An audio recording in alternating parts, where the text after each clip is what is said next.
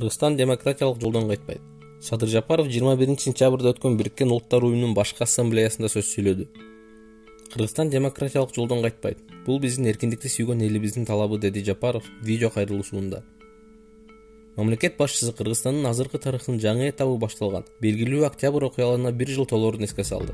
Ал 1 жыл ичинде мамлекет коомдук саясий жана социалдык экономикалык стабилдүүлүктү калыбына келтирүүгө жетишкенин жана коомдун ишеничине ээ боло алганын айтты. Ошондой эле президент ноябрда өтчү парламенттик шайлоого Бириккен Улуттар уюмуна мүчө өлкөлөрдү жана эл аралык уюмдарды өз байкоочуларын жиберүүгө чакырды.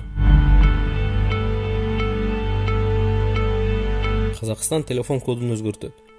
Казакстан Советтер Союзу кулагандан кийин Орусия менен биргеликте колдоно баштаган эл аралык телефон кодун +7ден +997ге өзгөртүү чечимин кабыл алды.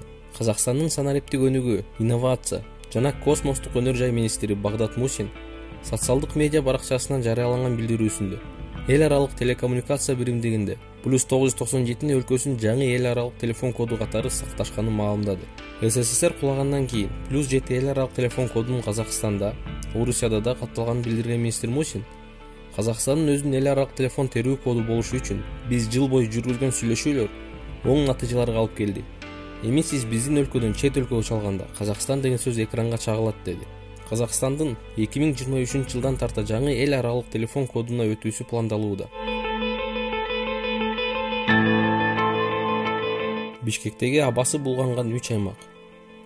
Q-Air жарыялаган маалымат боюнча бүгүн 22-сентябрда саат 11:00 карата Бишкек шаарындагы абанын булгануусу 53 AQI болуп жатат. Бул көрсөткүч абанын сапатын канааттандыраарлык дегенди билдирет. Абасы өтө булганган 3 аймак: Алато номер 82-мектеп 156 AQI, Новопавловка 155, Жашкыбардия Боталиев 123. Муну менен Бишкек шаарынын абанын сапаты жана атмосферасынын булгануусу боюнча дүйнөлүк рейтингде 44-орунда турат.